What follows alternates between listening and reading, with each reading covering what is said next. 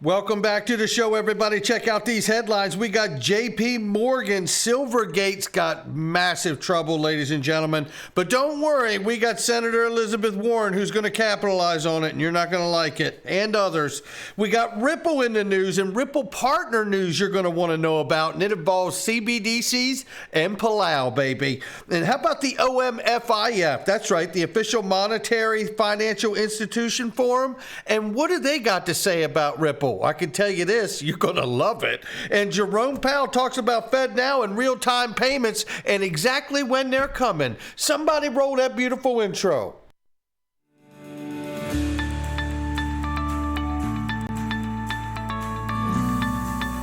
Digital Perspectives with Brad Kimes. Come on in.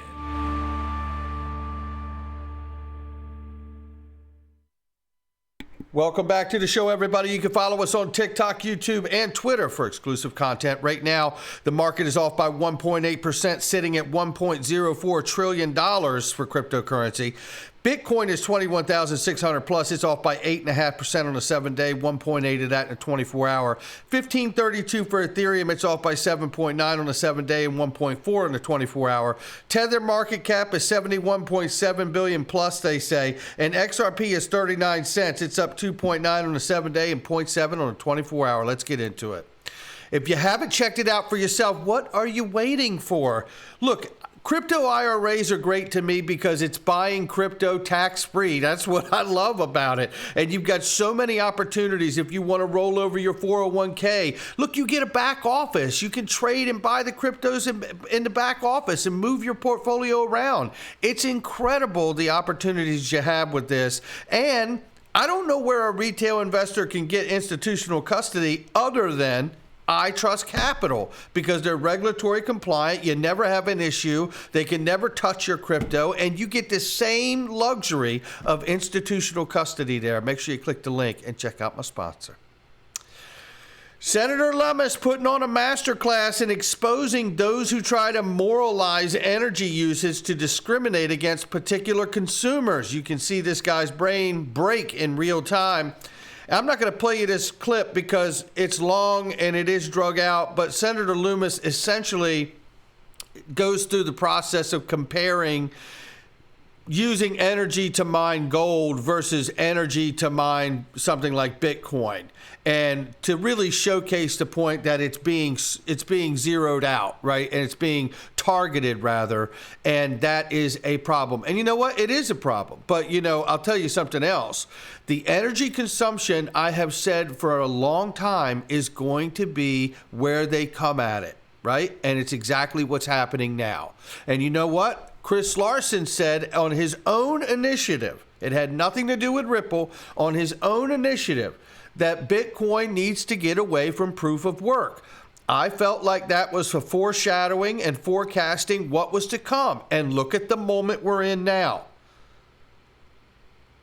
You know, if anything, if Bitcoin's going to survive through this energy consumption issue, it's going to have to go to renewable sources, renewable energy sources, right?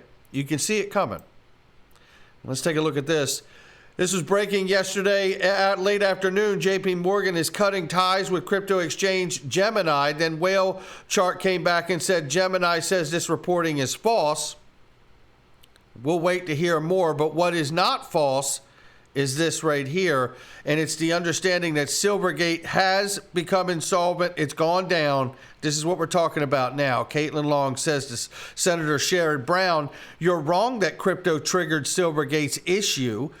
What it did was $13.3 billion in demand deposits that depositors could withdraw in minutes, but only $1.4 billion of cash had held in $13.3 billion of cash. So the bank run wouldn't have impaired its capital, not crypto problem. This is a banking problem that there should be money there to handle such a thing, or you're going to have to change the ability to do withdrawals on demand deposits like that, right?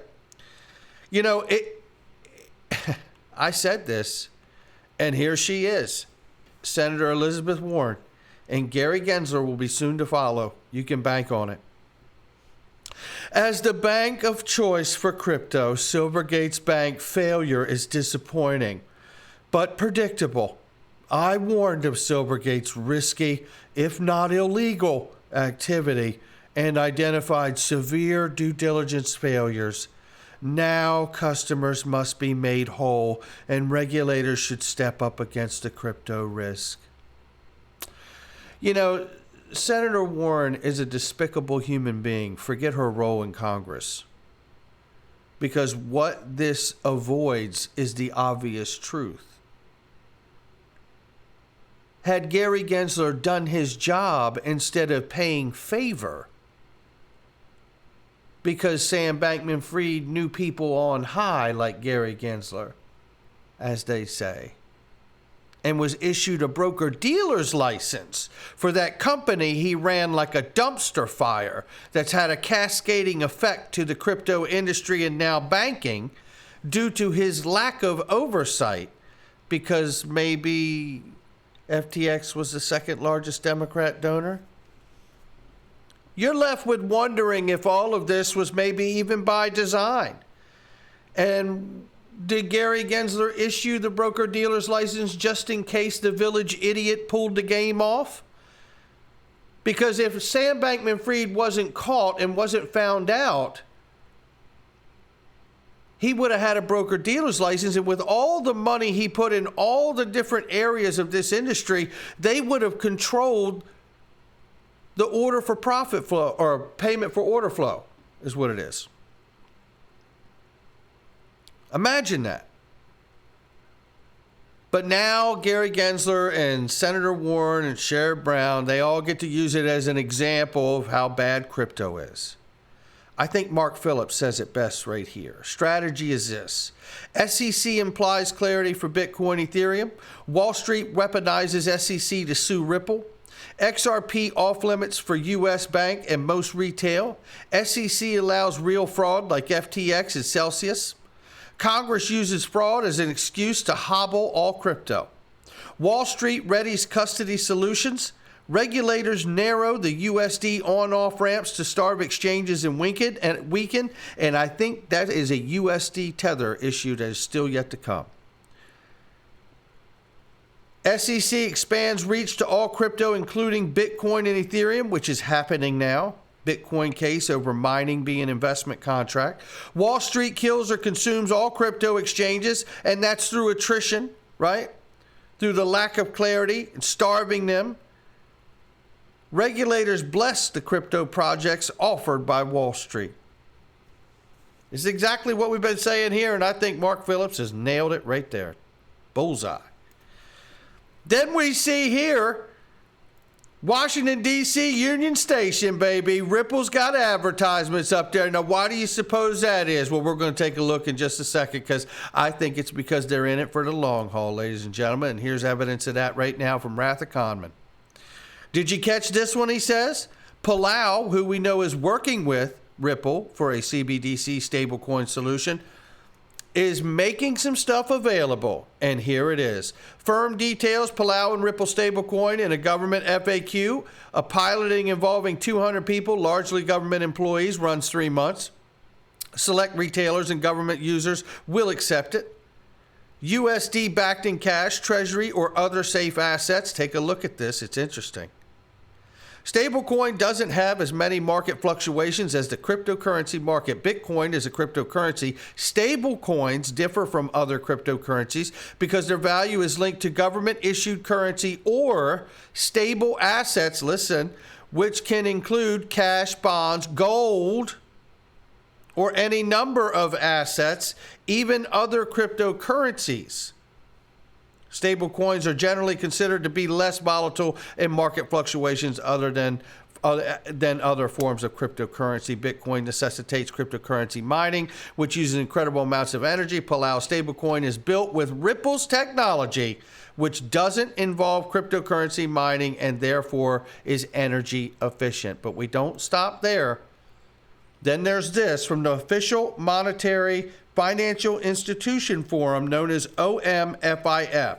And for those of you who are not aware, it is an independent think tank for central banking economic policy and public investment. And here's what they have to say.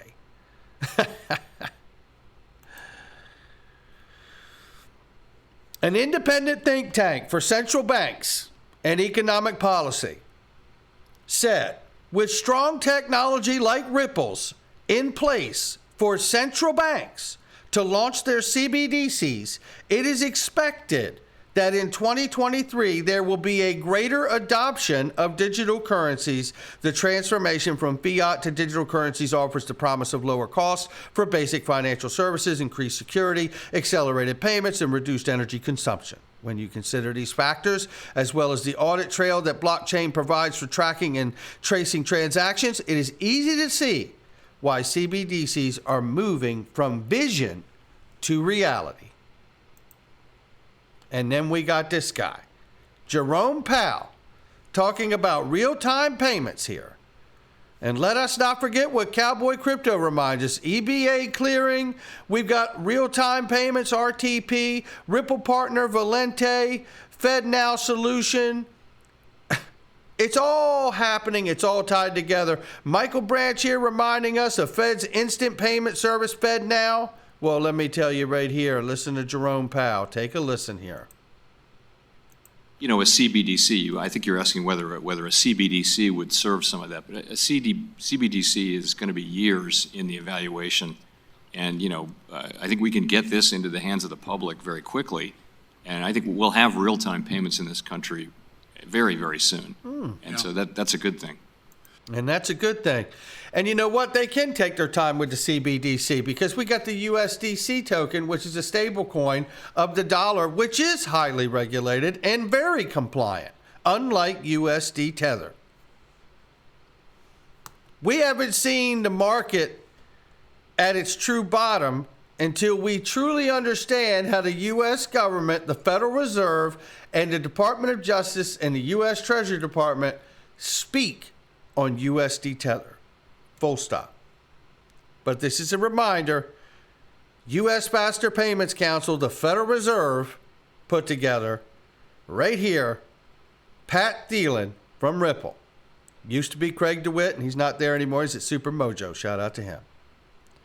And this was the paper 7 days ago that came out from Ripple that the Faster Payments Council and Ripple put together to survey the industry leaders across multiple sectors to understand how powering their payment system with blockchain can really, really benefit the entire industry, improve sustainability, and all the rest of it. Ladies and gentlemen, this is getting exciting, understanding that we could be days or weeks away from a summary judgment. And that doesn't mean the case would necessarily be over, but it does mean we're going to learn a lot more than we know today. That's going to do it for me. Not financial advice from me or anyone else. It's just my digital perspectives. I'll catch all of you on the next one.